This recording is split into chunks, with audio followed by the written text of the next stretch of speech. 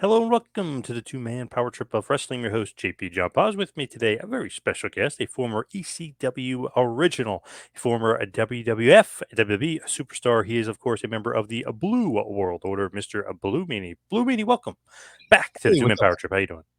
Oh, I'm sorry. I didn't mean to step on your toes there. Oh, Thanks for no having problem. me, buddy. Hey, no problem. So what's going on in your world? What's the latest with the Blue Meanie? Oh man, just staying busy. I still do appearances here and there. I got a podcast of my own, Mine at a Meanie, which drops every Monday morning, wherever you get your fine podcasts. We're also on YouTube, youtube.com/Mine at a Meanie. Doing that, doing appearances, doing a little bit of everything, so staying busy.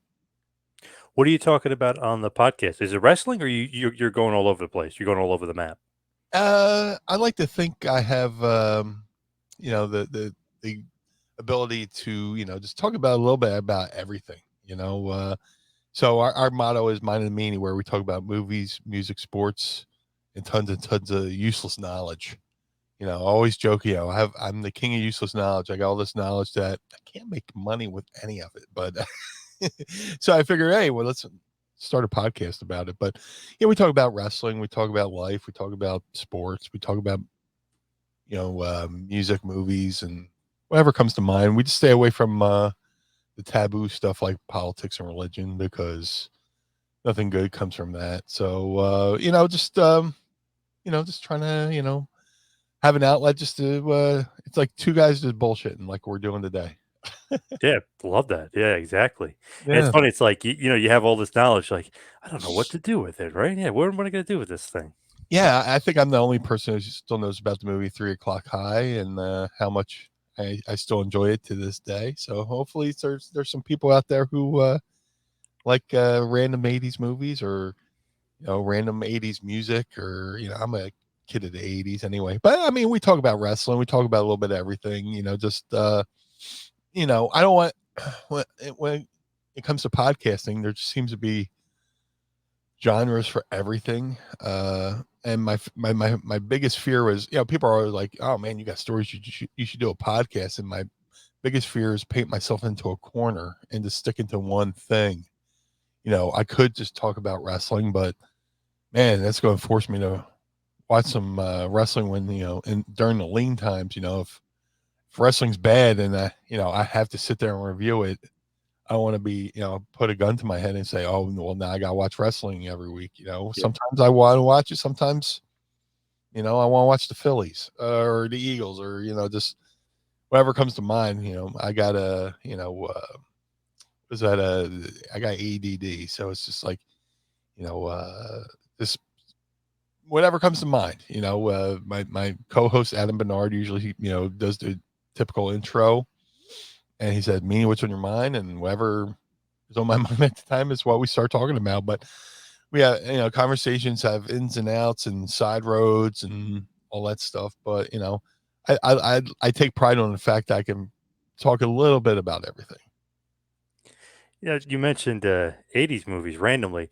I mentioned this movie to somebody the other day. They had no idea what I was talking about. Harley Davidson and the Marlboro Man. Do you remember that movie? Yeah, with Mickey Rourke and Don Johnson, right? Yes, and Big John Studd. Yeah, Oh, I didn't even know Big John Studd was in that. yeah, yep. He plays the bartender. He's a little bit bigger. A little bit, obviously he gained some weight post wrestling, but yeah, I don't know. I mentioned that to somebody. I was just thinking when you said random '80s movies, I was like, how did people not know that movie? That movie's great. And there's a Philly connection because there's a Philly band called Black Eyed Susan that did the like end credit song on there. It's Dizzy Dean Davidson from Brittany Fox. He started a new band called Black Eyed Susan, and they had Black Eyed Susan had like a first there was a lineup, and then he kind of disbanded, and then he got a whole new crew of people to be in the band, and he got Jeff Cease from the Black Crows to be in the band, and I had become friends with Jeff through the Black Crows fan club called Crow Mafia. Off after the first album, they had a fan club called Crow Mafia. And when he left the Black Crow or left or fired, whichever one you choose to believe, I sent him a little snail mail letter. I was like, hey, Jeff, big fan of your work, blah, blah, blah. Good luck. And I got a reply back, hey, man, I just joined this band in Philly called Black Eyed Susan. You should check it out. And he wrote me like a handwritten like letter. We just corresponded, and I started going seeing the band Black Eyed Susan at a club called the Cell Block in Bensalem, Pennsylvania. Long story short, the opening band that night was the Swamp Candles, who eventually would wind up becoming some of my best friends, and they did the BWO theme. Oh, look at that. So the I went to go see Black Eyed Susan and wound up becoming friends with the opening act, the Swamp Candles, who Joey Campbell, the guitar player and creator of the band, we're still friends to this day. We were talking just a couple days ago. He wound up when I was at Al Snow's wrestling school in Ohio. He was just sending me like stuff of them just jamming in the garage. There was one song in there. I was like, man, that's a wrestling song, and it wound up being the BWO theme. So when Paul was like, hey, you're doing the BWO, what kind of song? And the NWO had that like underground sounding. Yep. Wow. I was like, dude, I got the song. And the initial version of the BWO theme was, if you watch those early shows, it's just them playing in a practice space into a boombox, which is, you can't get more underground than that. Yeah, really. And once we did Raw, once ECW invaded Raw, we came out to that playing into a boombox version of the BWO theme. Joey went, I think we'll go in the studio and record you a real version. So there's two versions of the BWO theme. Well, technically three, because WWE did a knockoff version. How funny is that? You should do like 6 degrees of separation, Kevin Bacon style. Because I just said Harley Davidson, the Marlboro, then you went Black Crows, and then all of a sudden it got to the BWO theme. Oh my god, you could probably do that with everything. That's amazing. A little bit. Oh, I'm 1 degree from Kevin Bacon because I was in The Wrestler with Mickey Rourke. Mickey Rourke was in Diner with Kevin Bacon. Jeez, look at that. Yeah, look at that. You should do 6 degrees of separation, Meanie style. Yeah. Oh my Yeah. god, that's crazy. Wow, that's Meanie edition. amazing. And the BWO theme. Remember when Scott Hall would joke around that the NWO theme was the porno theme? Like the BWO, he had to have that flavor. Yeah. Yeah. Yeah. It's pretty cool. My friend Joe is like, he's like, that's our biggest hit. Yeah. I mean, they had a lot of great songs. There were a lot like Swamp Candles were like Aerosmith meets the Cult, a little bit of Cheap Trick in there. And that they were great. And still, to me, they still are. I still listen to their music. I got pretty much everything they did. But yeah, it was pretty cool that he sent me a message the other day because he watches the show. My friend Joey Campbell loves the show Letterkenny. He's like, dude, and he sent me a clip because Letterkenny did a whole riff on wrestlers. They're saying riffing on different wrestlers' names. It's like, Squirrely Dan is a big wrestling fan. He's like, no way. I sent him a link because he had bought like a BWO shirt. He's like, holy shit, do you think he's heard the BWO theme? I was like, I guarantee he's heard the BWO theme. It just made his day. Yeah. Man, just thinking back to just the BWO in general. How'd you get into ECW? Because I know you train Monster Factory stuff, but like, how do you actually get in? Is it just Raven bringing you in? Well, initially I trained at Al Snow's wrestling school in Ohio, and then I was there. I lived there for like a year, and I was doing a lot of his school shows, and then Dan Sever would run shows and use us, and Sabu would do shows in Michigan and use Al students. And I was wrestling every Thursday in Indianapolis, Indiana, for Mike Samples and Circle City Wrestling. And Al was like, you've been here for like a year, and it's all well and good that you've been getting bookings working our shows, but if you want to be a true pro wrestler, you got to go out there and just hustle. Go out there, move back home, and learn how to get your own bookings. It's like perfect. So I drove back home. My family was living in Atlantic City at the time, and I drove back from Lima, Ohio to Atlantic City. And I just start showing up places, and I was sending letters out, tapes out, photos out. I was making my own little, press kit. And I always say there was this set of 3 shows. There was a show in Baltimore, there's a show in West Virginia, and then finally, there's a guy in Pittsburgh named Norm Connors who was running Steel City Wrestling, and he was like the first promoter outside of Al Snow's, booking me that really gave me a chance. I just showed up with Dan Severn one day. He was like, "You want to do something?" I was like, "Yeah, sure." So when I had moved back home, we moved from Atlantic City to Philly. My grandfather passed, so my grandma was like, "Let's go back to Philly, be with the family." It's like, "Sure." So I called Norm one day. I was like, "Hey, man, I know you got a couple shows this weekend. I know they're full, but I'm just coming out just to hang out." And he's like, "All right, yeah, whatever." So I went from Philly to Pittsburgh, and Norm threw me a bone, and he was like, "Yeah, you can, work first night." I didn't do anything second night. He gave me a match the first night, and on that Baltimore show, the West Virginia show, and the Pittsburgh show was Stevie Richards and Raven, and I didn't even know who was on the show. So I showed up, and Stevie Richards and Raven were on that Pittsburgh show. I was like, we had become familiar with each other, and I did my match.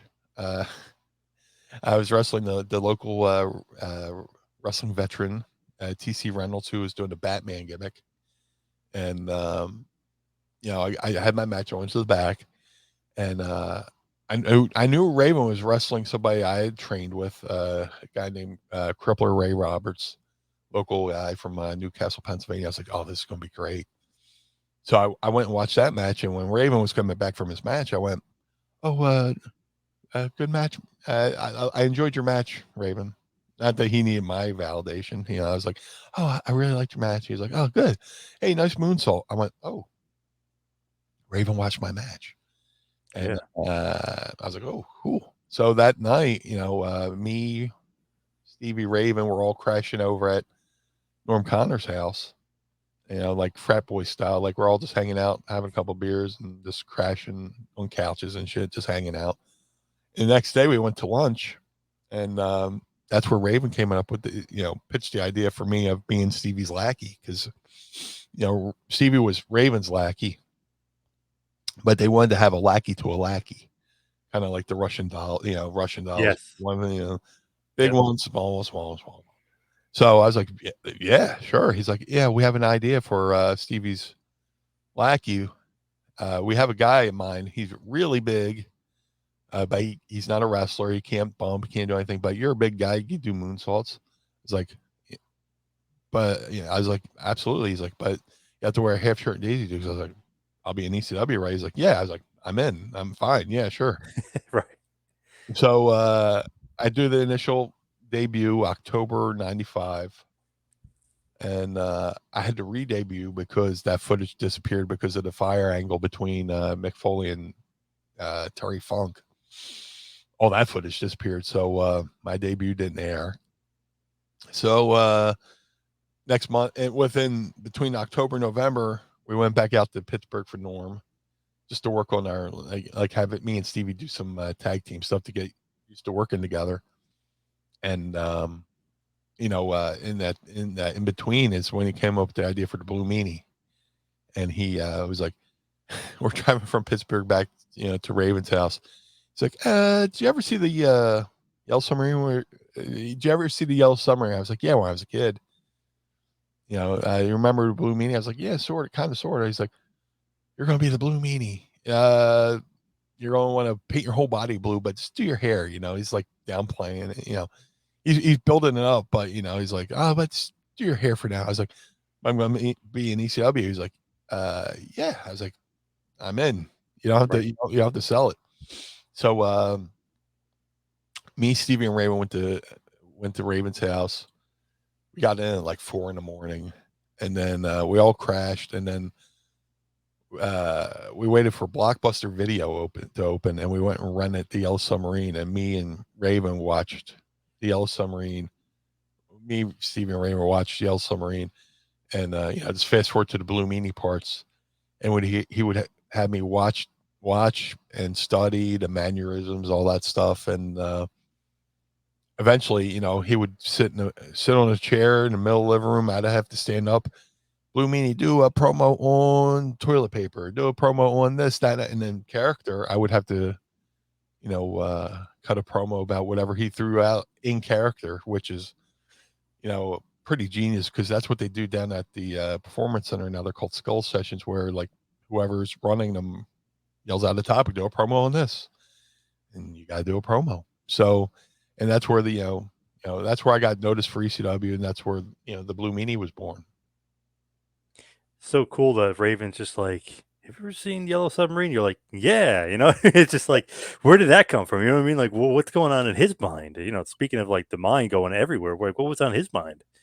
I guess just from my mannerisms in the ring, and me being a big guy, and the Blue Meanie being like a big round guy. He was just like, oh my, because I would do a lot of Blue Meanies. Blue Meanie is just me with the volume turned up, and I was always like a little bit of a loud, obnoxious heel, just like a loud, obnoxious laugh. If you want to see me be loud and obnoxious, watch me watch the Dallas Cowboys lose a game. That's it's like Christmas morning for me. But I'm right there with you on that one. Yeah. it's like Robert De Niro, Cape Fear, that just cackling, But yeah, he saw that he I guess he had just recently watched that movie and thought of me. He saw the meaning. He's like, oh, that's great.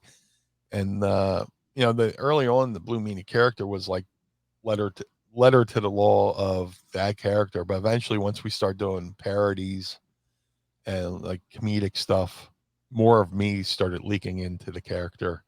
It just became me with the volume turned up. Wrestling business is so crazy to me because it's like people think it's like, oh, this great plan. Sometimes it's just like organic. Like Raven sees you at a show, sees you do a moonsault. You know what I mean? Like you just happen to be on the same show as him, and then it's like, oh, I could see something in this guy. I like this guy. I want to use this guy. And then Yellow Submarine comes to his mind, and then you become Blue Mean. It's just so weird wrestling. It's not like this great plan. Sometimes it's just like spur of the moment. You see the guy, and something clicks. That's the beauty of it. Yeah. It should be wrestling shouldn't be too planned out, Right. or it shouldn't be overproduced. You should go into it with like your bullet points and plan of attack of where you want to finish up, but the rest of it should just kind of be free flow, and just because you never know how a crowd's going to react. You never know, what they're going to think or what they're going to do.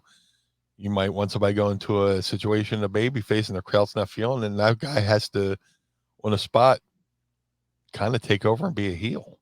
I've been in that situation plenty of times. Pro wrestling was, basically born out of the carnivals, and two guys would go to the ring. The fans chose who they liked, they chose who they hated, and the two guys working in the ring would just go from there. You got to be able to think on your feet and stuff like that. That's why that's what I love about wrestling. That's what I've always loved about it. Now when it comes to TV, you got to be a little bit tighter because of commercials and all that good stuff, and you don't want to go over time because you wind up screwing somebody else out of their time. But as far as pro wrestling in general, I love the improv of it. I love the not knowing what you're about to go into aspect of it. So yeah, it's definitely the thing I love about it. But that, and I love pro wrestling. I love stand up comedy, and I have a lot of friends who are in the comedy. I'm like, man, I admire what you guys do. Just you go in there and you go to tell a joke, and if it doesn't land, you gotta kind of just think on your feet and hopefully come back with a witty retort, or if somebody heckles you, kind of have to shut that guy down before the rest of the crowd joins them. So that's it's the beauty of what we do. I saw a great comedic set. I mean, this had to be maybe 8 years ago or so.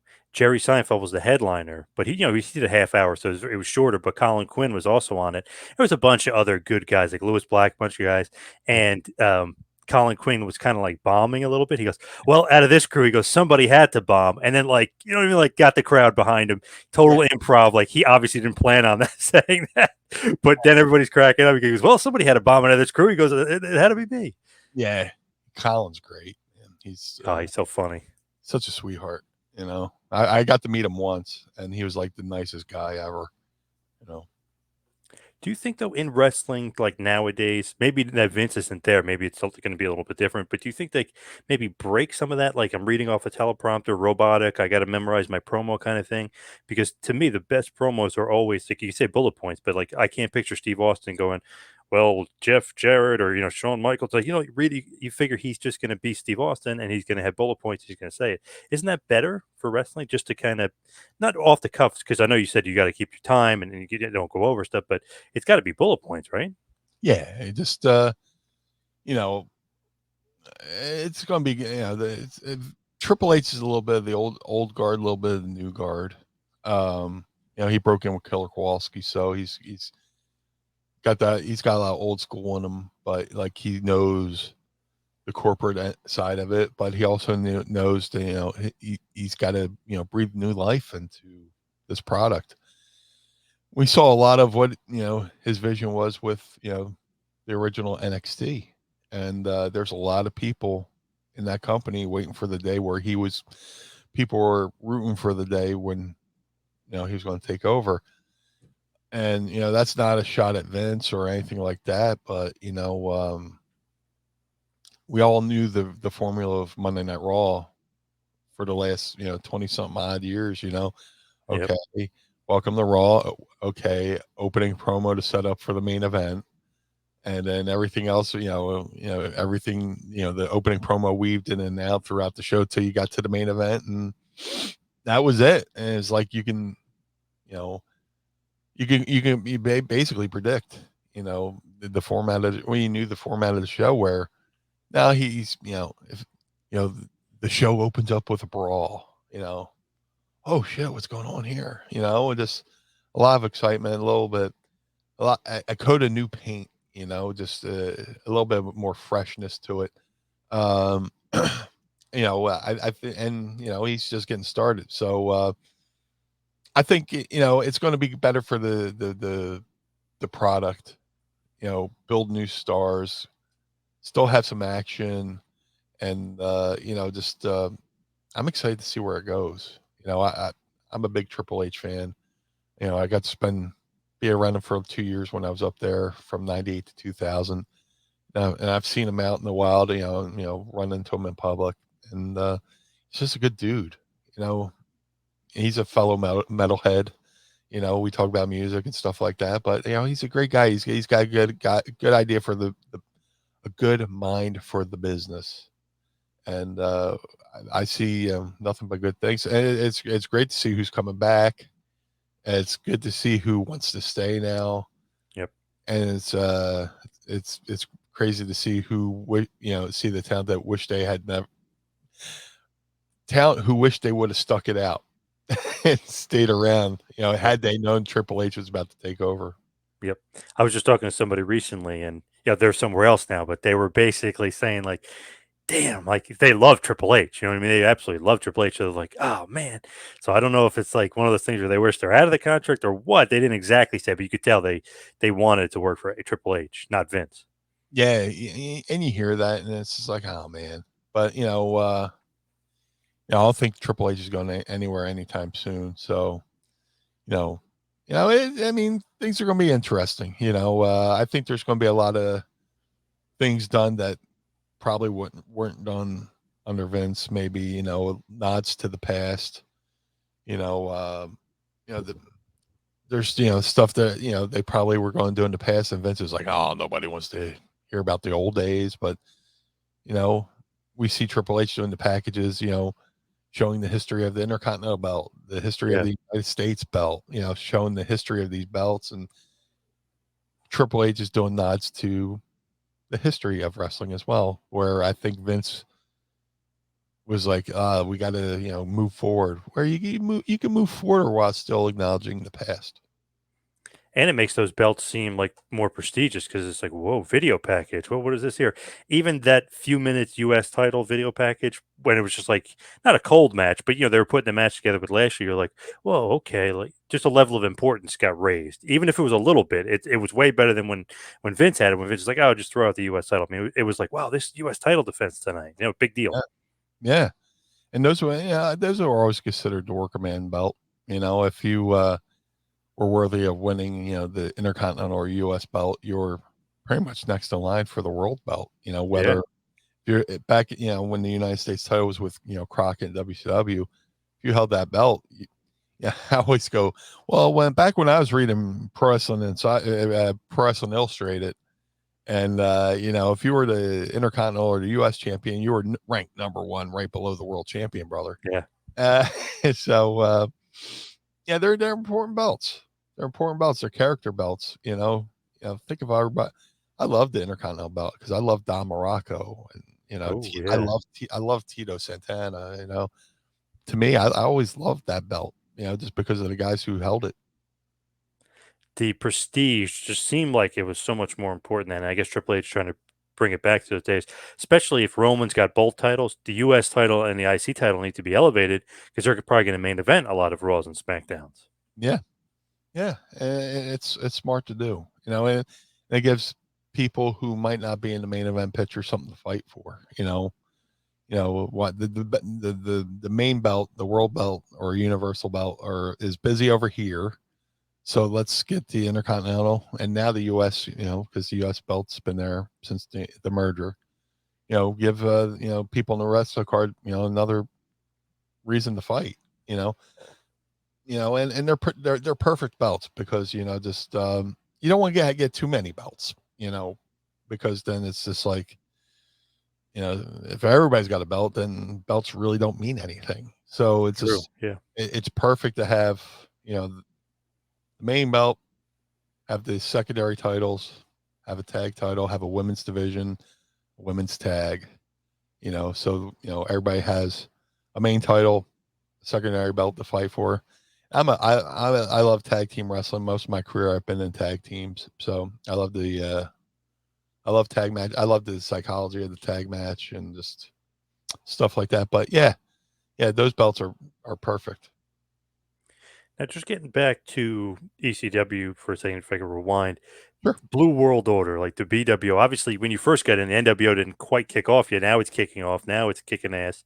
When does the BWO kind of become like a thought in your head, or maybe Stevie said, or Nova, and like, let's put us three together. We're a part of Raven's nest, if you will, the group with Raven. But it's like, when do we decide that we're going to do the BWO? It just seemed like the natural evolution of what we were doing at the time. Me and Stevie were doing parodies. We were excuse me. We initially started doing parodies with we were the fabulous ones, and then I was doing a parody of Blue Dust. I was doing a parody of Colonel De Beers. Stevie was and we were the blue. One of my favorites, the Blue Meanie Bloods. With Regal and Bobby Eaton. I was Yes. Earl of Eating and Yes. stuff like that. And it was just like it seemed like a natural thing. We were kind of like the Weird Al Yankovic of wrestling, where we were doing a parody of the thing that was hot at the time. I loved the Weird Al Yankovic on his albums. He would do the polka medley. If he didn't do a full parody of the song, he would work in bits and pieces of songs into a polka medley. So when we're doing all these parodies, it just made sense. What's the hottest thing in wrestling at the time? New World Order. And over the years, I always told the story how I thought of it, but then I was reminded, Bubba Ray Dudley kind of approached this too. Is like these guys got to do the BWO. It just came down to the name. You should be the new Blue World. I was like, nah, just Blue World Order. And I remember one time I was just randomly talking to Al Snow. He was in WWE at the time, and I was telling we're just bullshitting. It's like, yeah, we're thinking about doing a parody to the New World Order and call it the Blue World Order instead of the bad guy. I'm the blue guy and all this stuff. And like ideas I was thinking of, until now he was popping for. I was like, well, maybe we're onto something here. And brought it to Raven. I talked to Stevie. Stevie talked to Raven. We both talked to Raven. This is a matter of we. I went out, got the shirts made. Then November to remember '96, 1 year after I debuted, we debuted the BWO.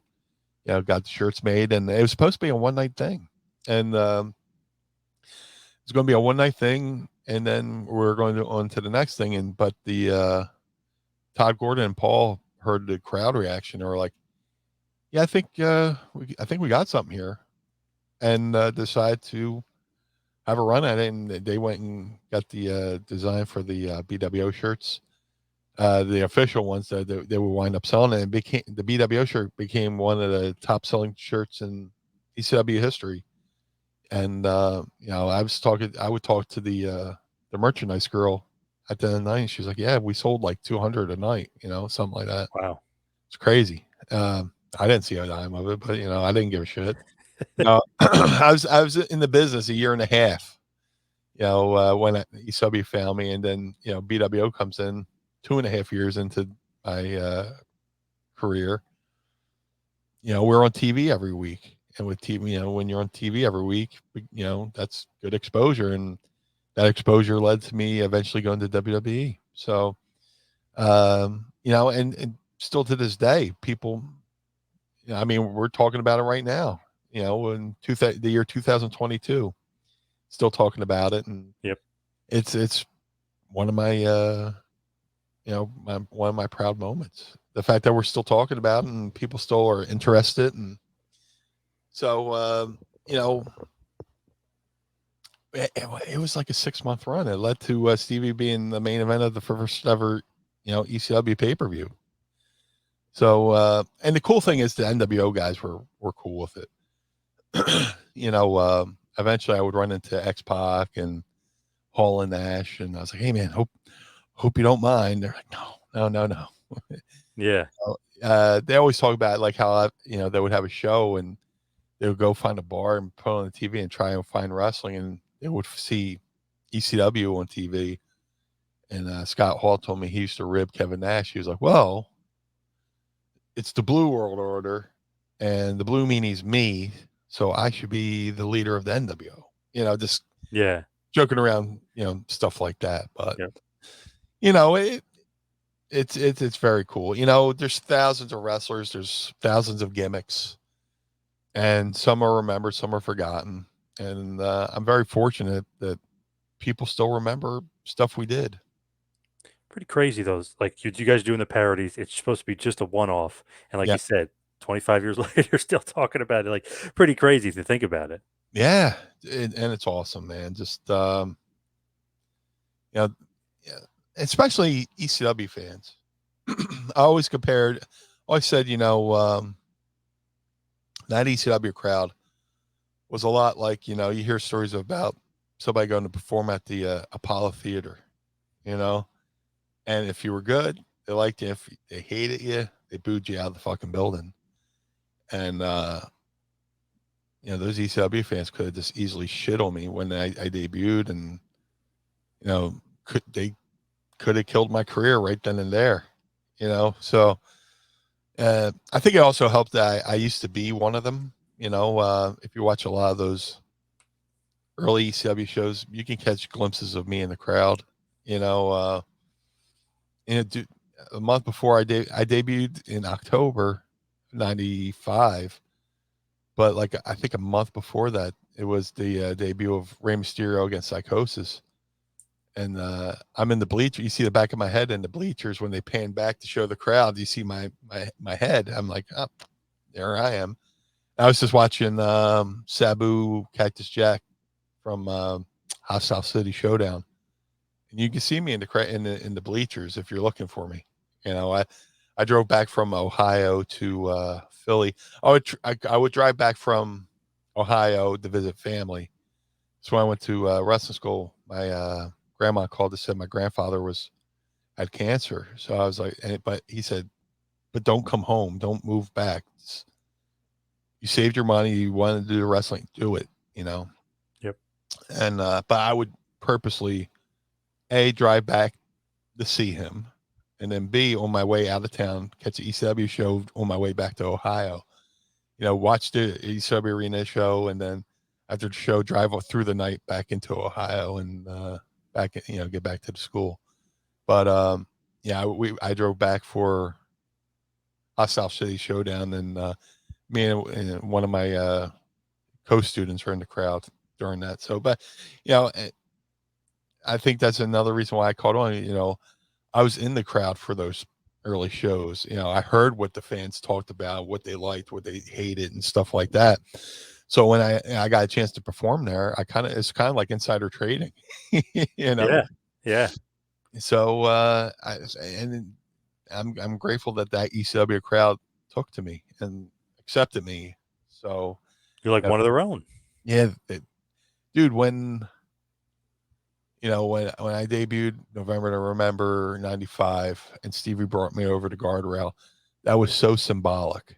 You know, that was I'd been wrestling for year and a half, but Stevie bringing me over to Guardrail from the front row over to Guardrail into the ring was very symbolic of my life going from being a fan to being a pro wrestler.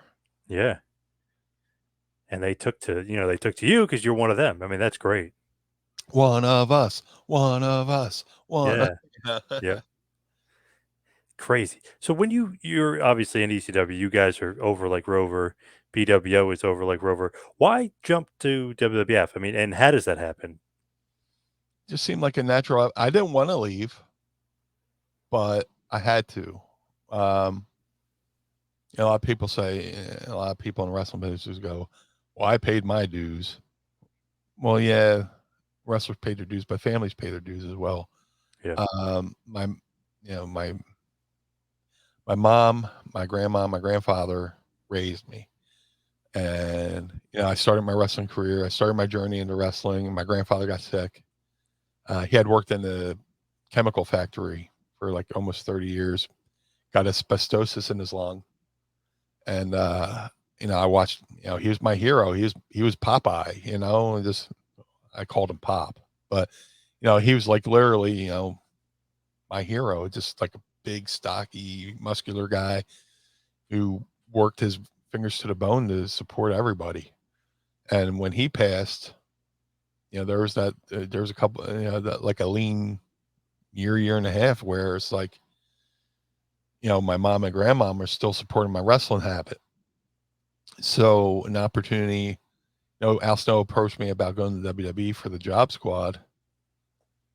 Man, did I want to leave ECW? No, I love ECW. I love the crowd. There's no way to. It's hard to explain it. ECW. It's a phenomenon. It's a feeling. It's a mindset. But I also knew I had to pay back the people. I had to take care of the people who were taking care of me. And ECW, I wasn't making that much, but towards the end, I was doing okay.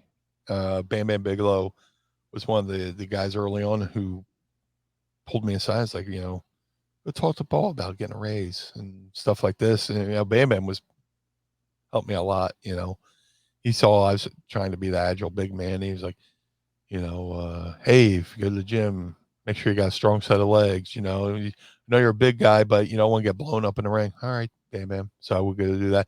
Hey, Meanie, go talk to Paul about getting a little bit more pay. I did it. Paul, he gave me a raise. So towards the end of my ECW run, we were doing 2 to 3, sometimes 4 shows a week. And those, extra shows, it was bringing in extra money. I was doing okay. Wasn't doing bad. But, the opportunity came and I had to take it. So, one of the greatest moments of my life is Al said, "Hey, you want to be a part of?" Well, he was like, at first he was like, "Hey, are you under contract?" I was like, "No." He's like, "There's an opportunity to work in WWE, kind of in the job squad. Would you be opposed to it? I was like, I'd do it. Yeah, I'd love to do it.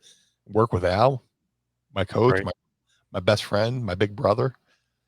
When I moved to Ohio, I was like, it was my first time away from the family. I moved. His school was my college. So his family became my family. I was living in the school, and so for Easter, his family would send over an Easter basket. They would have send over meals and stuff like that. So I love his family to this day. We were still in contact and all that stuff, but to work with him. I worked with him in ECW when he came back to do the stuff with the head, and then he went back, and absolutely, I'd love to. The Job Squad, which it's fun, oddly enough, it was a locker room joke. In WWE, he would joke about it, but he came over to ECW, he caught on with the ECW locker room. We all wore shirts. We all were throwing out the styrofoam heads. We slapped the Job Squad stickers on that and throw them out into the crowd. So he approached me. He was like, you want to do it? I was like, sure. So after I hung up with him, Bruce Pritchard called me. All right, just need your information, this, that, and the other thing. All right. We'll be in Philly this Sunday. Show up at 11 a.m. It was a rare early show because there was a double head. The building was double booked between WWE and I want to say the Philadelphia Flyers. And there was a Flyers game that night, so they had to do Sunday Night Heat early that day. All right, show up at 11 a.m. I was like, all right. And one of the greatest things in my life was hanging up with Bruce Pritchard, walking about 10 to 15 feet from my bedroom to the living room. And I looked at my grandmom and my mom. I said, put all the bills in my name. They went, what? Because they knew I was making what I was making. And they're like, what? I was like, yeah, put all the bills in my name. Why? I'm going to the WWF. My grandma, Nice. her knees buckled. My mom was always said she was a little bit like Edith Bunker. She was like, oh, it's, yeah, oh, Yeah. Brian. Oh man, I love doing her voice. Yeah, just to watch the reaction, and then my grandma didn't last much longer after that. She lived for another 2 years, but I made sure her last 2 years was the best 2 years of the rest of her life. And Nice. Yeah. that's what WWE afforded me that opportunity to do. And you know, it, I had to, just do what I had to do for my family. That's great though. Like that you're able to, not that you're leaving ECW is great, but like that you get to go with WWF and make the money. I mean, that's great. And you get to get a contract and obviously make more money than you've ever made before. So it's pretty cool Yeah, that Al was thinking of you. yeah. It was cool that, and credit to Vince Russo too. Vince Russo, big fan of WWE, and they were expanding their programming. They needed more talent. With they were doing Raw, but now they're doing not Smack. They weren't doing SmackDown yet. They were doing Sunday Night Heat. Yeah. Sunday Night Heat, different S. And they needed more talent. And that's the good thing about Vince Russo. He made sure everybody on the show meant something.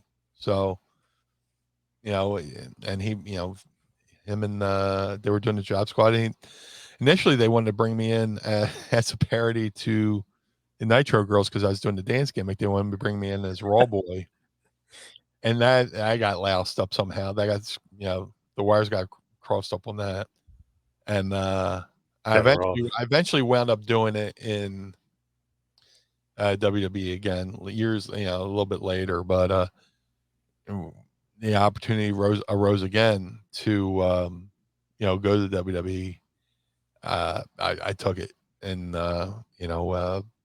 it was only 2 years, but it was great. It was a great 2 years because I got to see I got to take care of my family, be a part of a lot of cool things. I got to be a part of WrestleMania in my hometown, WrestleMania 15 in my hometown of Philly. So I debuted for ECW in Philly, debuted for WWE in Philly, had my WrestleMania moment in Philly. So it's pretty cool. It's pretty storybook. Like if you did a movie about it, people are like, that's too corny, but Right. Yeah.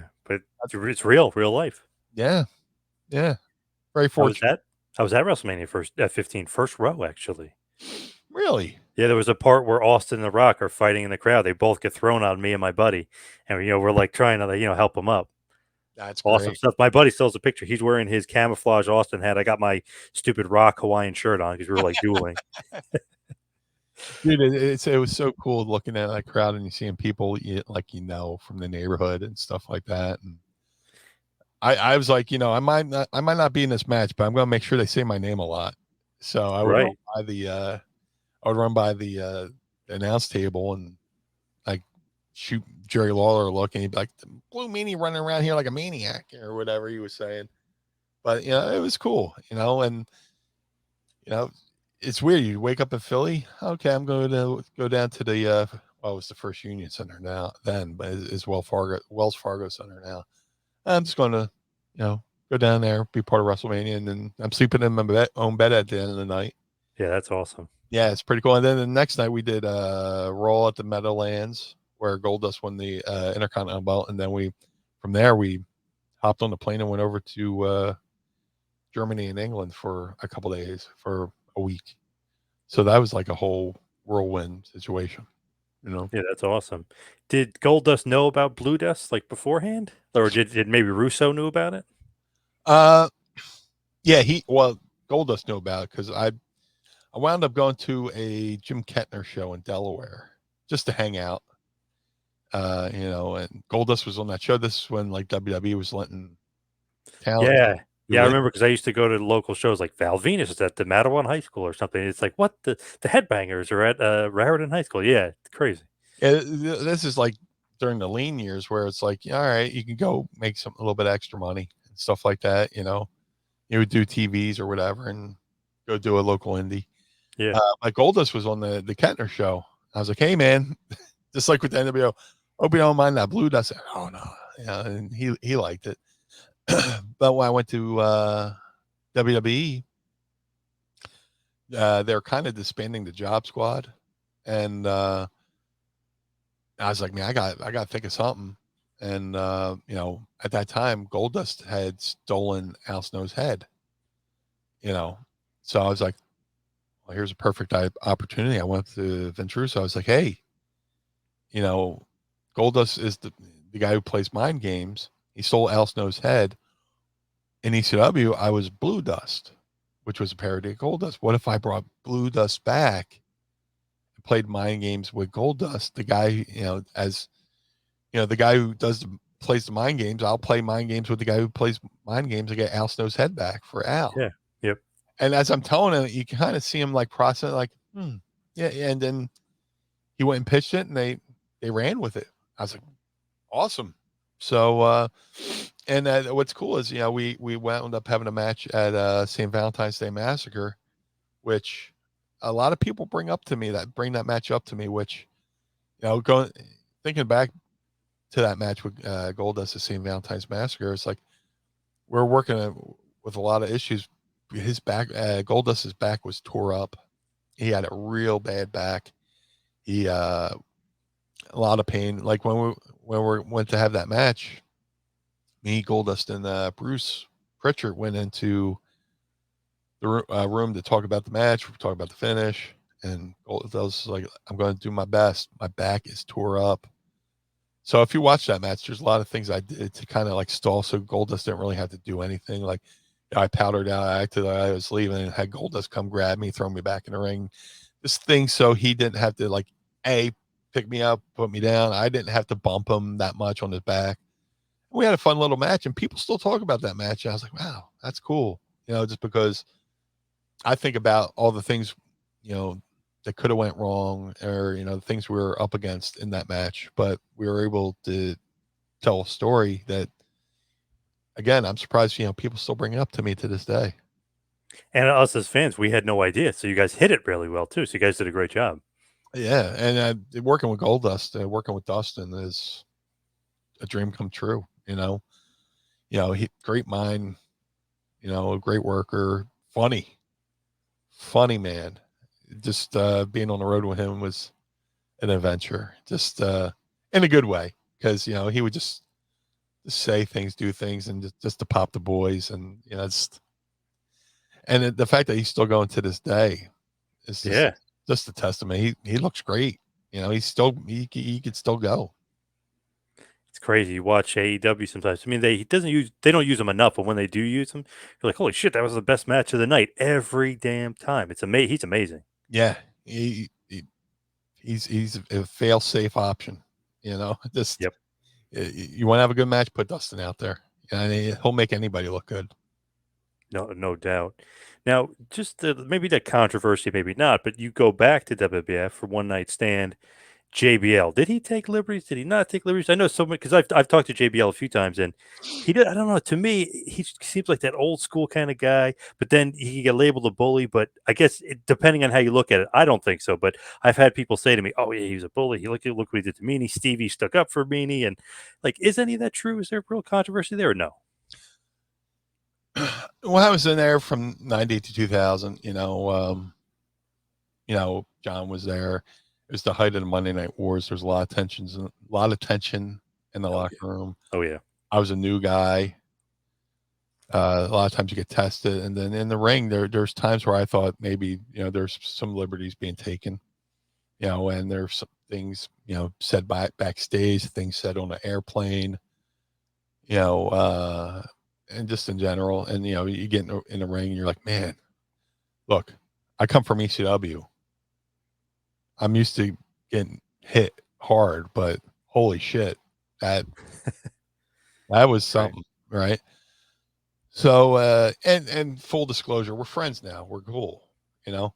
But there was a period, between '98 and 2000. Like, man, why is he fucking with me?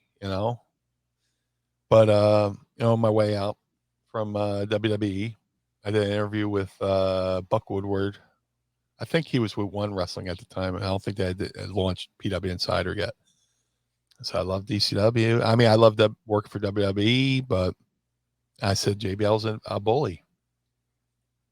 I think the word. I think the word is. I think I said JBL's an asshole. I mean, Oh okay. I said Bradshaw's an asshole because he was Bradshaw at the time. Yeah. And I think my theory is, uh, it's like the game of telephone or grapevine. You tell one person one thing, he tells the next person, he tells the next, and by the time it goes through the whole chain of command, by the time it got to Bradshaw, I'm sure somebody embellished a little bit Oh yeah. Yep. because after the whole one night stand thing, uh, I go back to the gorilla position. I'm all busted up and bloody. And he's standing there, John was yelling at me, "You were talking about me on the internet." All right. You know, okay. So it is a matter of, between 98, 2000, I was like, why does this fucking guy hate me? And then, I said my piece, and I think in between that, people egged him on. And then we get in the ring at One Night Stand, and everything that happened. So, uh, you know, I come back through the curtain at One Night Stand, and John Ace is like, "Who said you could blade?" I was like, "I can't blade. Look at my face. I look like Rocky Dennis over here. Just fucking lumped up, and Yeah. I have one beer in this hand, and I had another beer on my face for the fucking try to stop the swelling. I didn't blade. In that gorilla position, I gave him like the cliff notes, this, that, the other thing. He's like, "Oh, that's unacceptable." All right. And then, John comes over and he's yelling, "You talked about me on the internet." All right. All right. Yeah. So, go home and,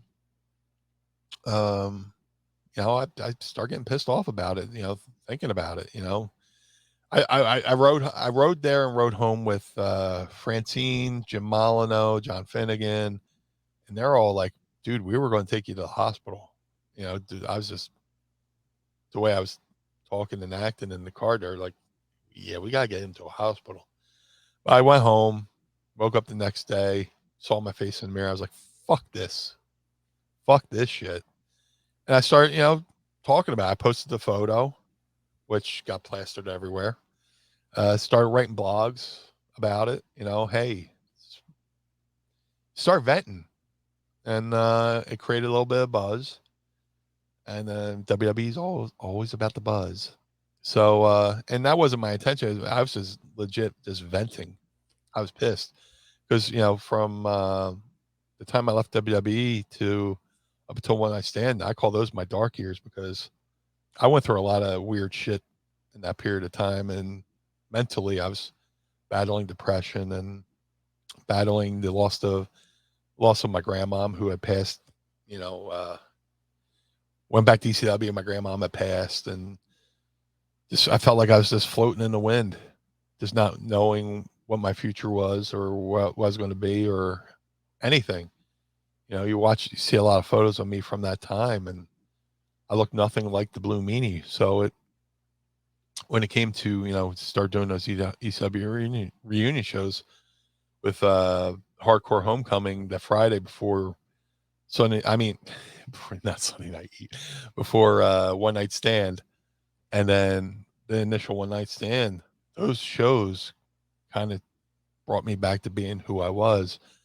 And as fucked up as the JBL situation was, it was a fucked up situation, but there's a silver lining to it because it brought me out of that funk, and I start realizing people care about me.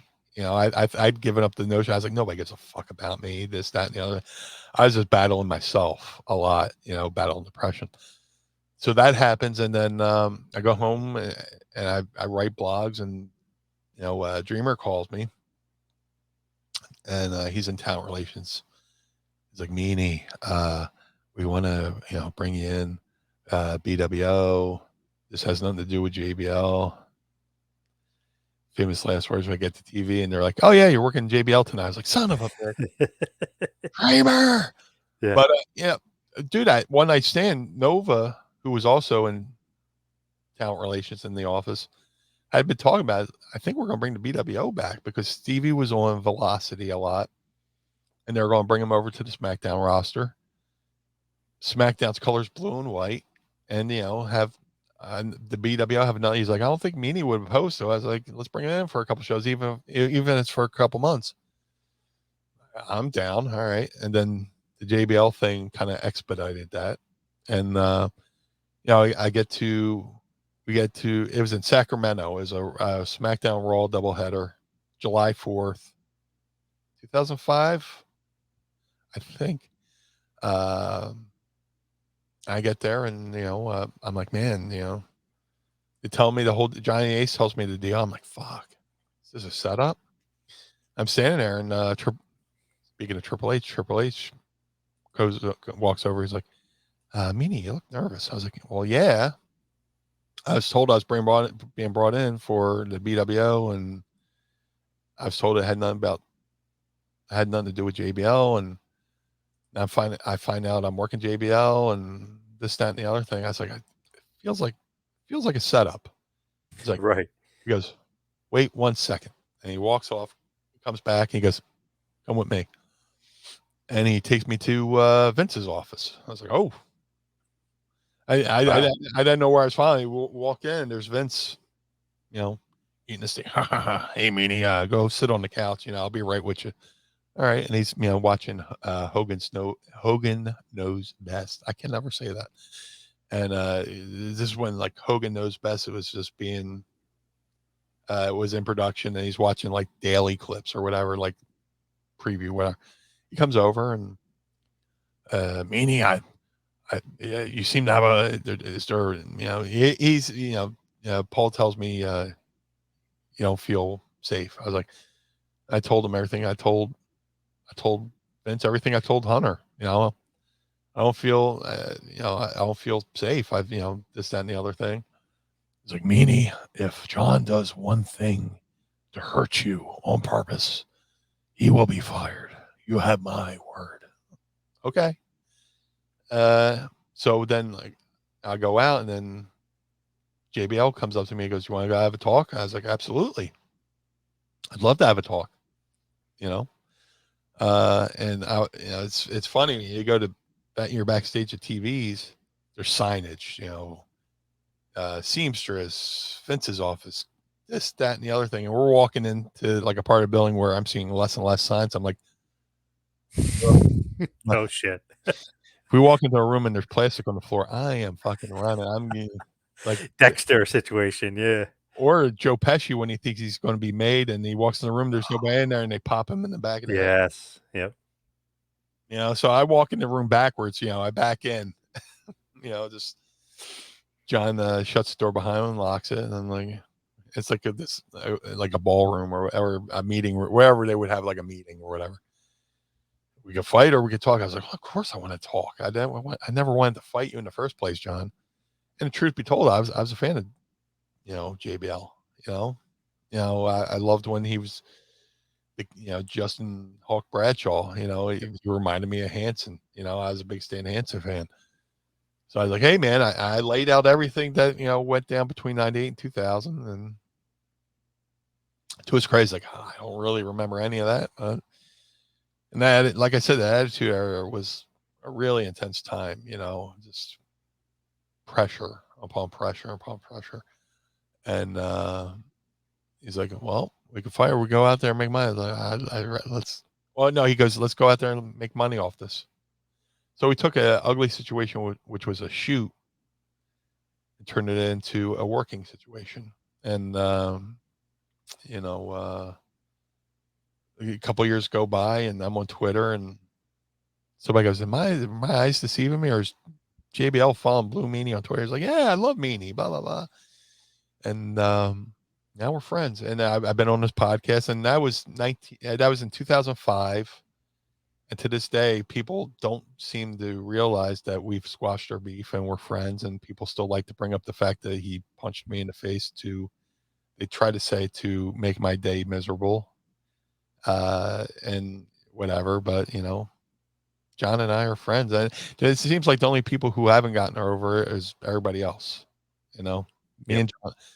and John are off living our lives, and people still want to fuel the fire. Like I posted something last week, and something happened to me, and people in the comments posting photos of JB. I'm like, okay, all right, well, what's that even fucking mean? We're friends now. It's like, dude, here, give me your address. I'll go on Amazon and buy you a calendar for 2022. Yeah. It's funny though, like Bradshaw, if you ever watched him and Ron Simmons against, let's say, Credible, and PJ's my buddy, so he always jokes around with me about like him, JBL, and Ron Simmons used to beat the hell out of him and X Pac. And then if you look at the matches with like Public Enemy, I mean, it's not like I don't think they were singling you out. I think they just stiffed the shit out of everybody. Well, that Public Enemy thing was Well, there's more to it than that. Yeah, but yeah. that was pretty on purpose. I was there for that one. Yeah. They tried to finish. I was just saying, you're not the only one that he may Yeah. have beat the crap out of. Yeah.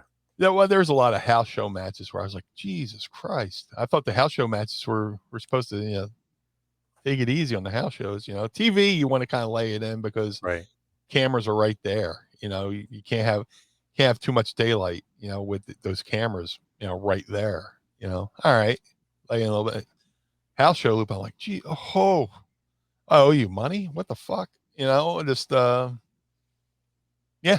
So I mean, look, there's other people who have issues with John, and that's for them to work it out. But as far as me and John goes, I was honest with him, and he was honest with me back.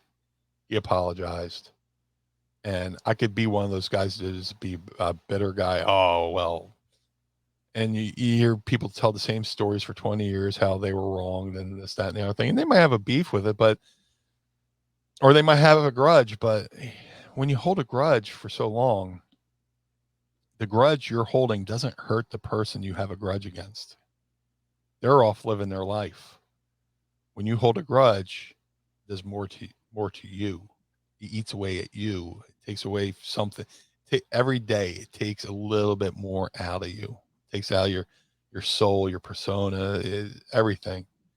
But if you're willing to sit there and talk to somebody and work through the problem and come to an understanding of the problem, and then eventually realize, okay, we're good. That's the best thing in the world is, hearing I'm sorry, and then moving forward with it. Hell, if Bret Hart and Shawn Michaels could get along, Yeah. with each other, I Yeah. think me and John Yeah. work Yeah. out our problems and Yep. stuff like that. So, you know, uh, he's John's a different guy now too. He's very, I mean, he's always, you know, cracking jokes and a funny guy, but we had our issue and it got resolved. An unfortunate incident happened on live TV where we got to a fist fight. But is this the first shoot situation? No, just there's plenty of stories. Whether it's Eddie Guerrero and Kurt Angle having an issue in the locker room, and Eddie Guerrero leg diving an Olympic gold medalist, and they had their fights. Everybody has their fights. It's a business where stakes are high, especially when you're dealing with TV and stuff like that. So it's 2022. We're friends. I've been on this podcast with him and Jerry Briscoe, and you know, uh, life's good. Life's good now. As we hit the wind down, we head towards the finish. Any regrets in the business? Anything you wish you would have done differently or changed? I had an opportunity to go to WCW and I fucked it up. Uh, Really? When was that? as soon as WWE, uh, Bruce Pritchard called to give me my release over the phone, he offered to call WCW. He offered to call JJ Dillon, see if there's any interest. He offered to do that. He didn't have to. Right. I was like, I think I'll go back to ECW. Just I wish it would have been cool to work for WCW. Different experience, different company, different, still, make decent money. But, I also look back, I go, well, ECW and WCW is like trying to pick a ticket. Do I want to go on the Hindenburg or the Titanic? Right. Yeah. They're both going down. So Yeah. Yeah. I go there for a couple months and still be out of a job. So I kind of wish I went to WCW just to, A, for the experience, B, say I did it. And, also had people, pulling for me behind the scenes at WCW, like, hey, hold on, let me see what I could do. And eventually I just went back to Paul as a different character. Yeah, at that point, I'd lost 160 pounds.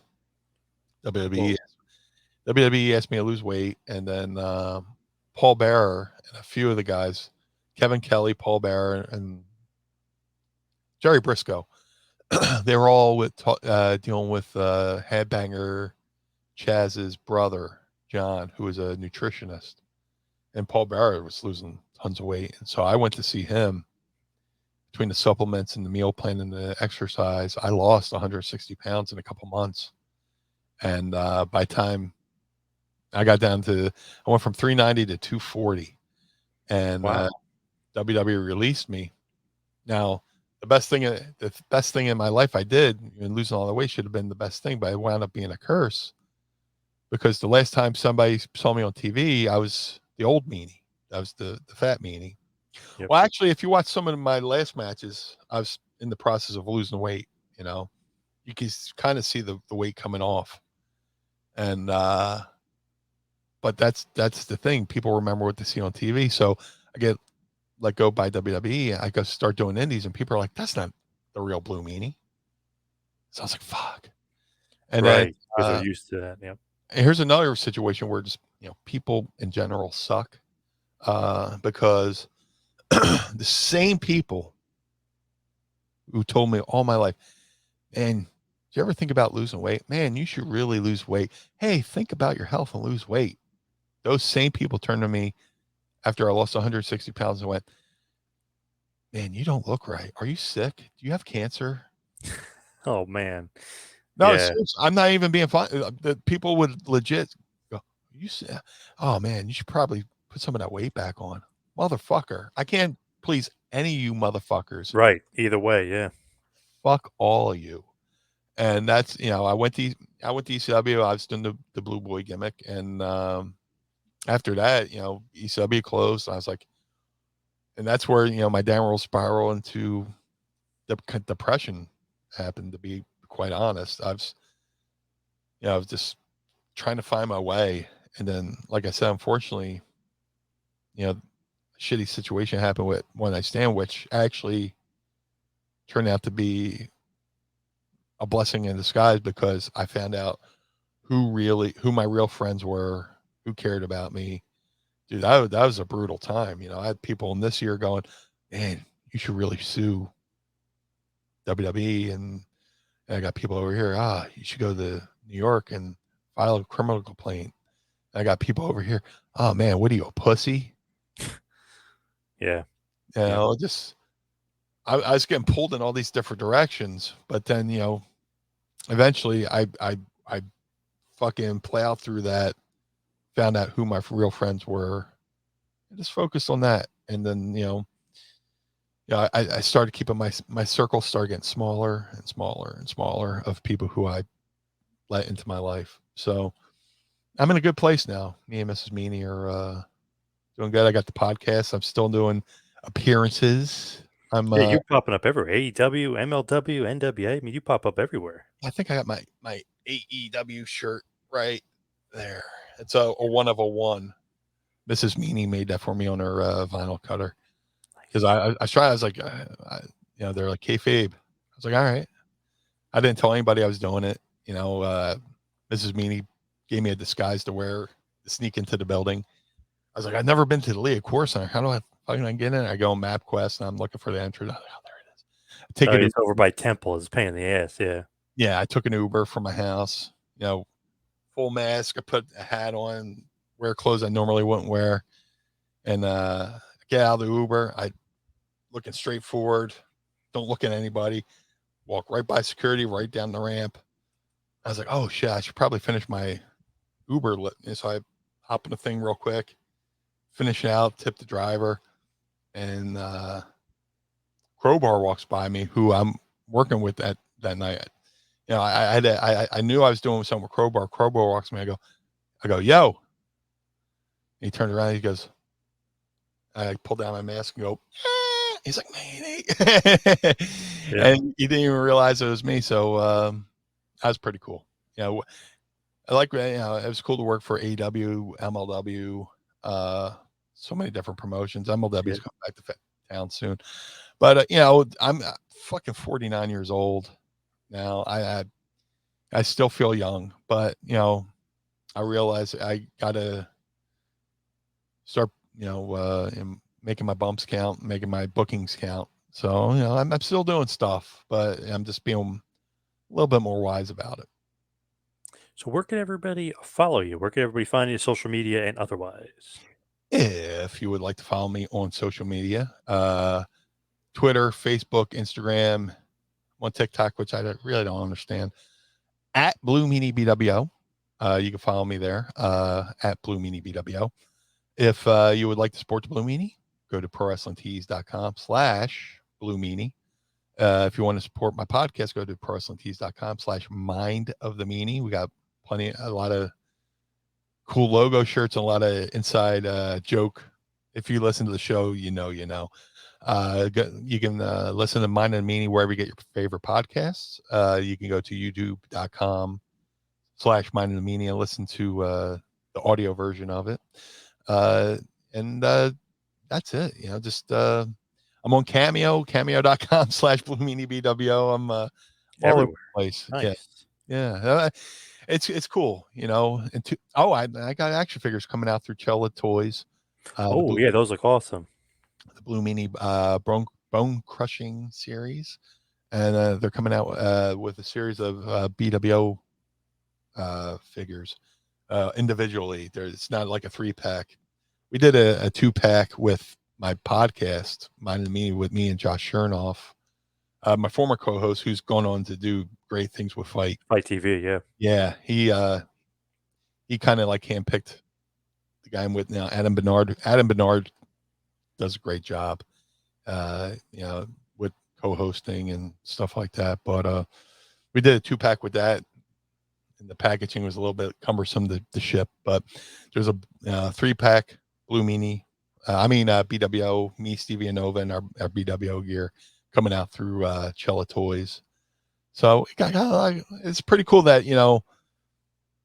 after I left WWE, everybody's like, "Where's your action figure?" I was like, So Figure Story Company was kind enough to give me my first action figure, and then they gave me a second figure with a repaint. Pro Wrestling Tees had like a micro brawler, which I still consider an action figure. But now with Cella, I got a couple great action figures coming out. So Pro Wrestling Tees got Cameo, got action figures. Retromania Pro Wrestling. I have a full blown cabinet from iArcade.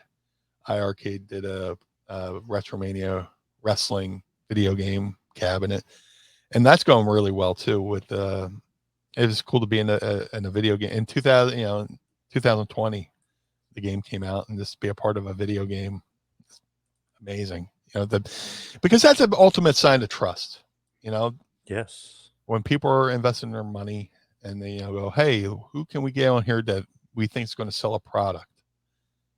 The fact that my name's even brought up is flattering. So, it's very cool. 2022, still doing stuff. Where in the world, there's thousands of wrestlers. A lot are forgotten, and there's people out there who are way more talented than I am, who never really got an opportunity. I go, man, that guy should have got a fucking chance, and it's never happened. But the fact that somebody gave me a chance and I got to do something with it, it's very fortunate. Lucky guy. But Meanie, thank you so much for all the time. It's been awesome to chat with you today. Appreciate all the time. Thanks for having me, man. Here's to the next time. Hope all is well.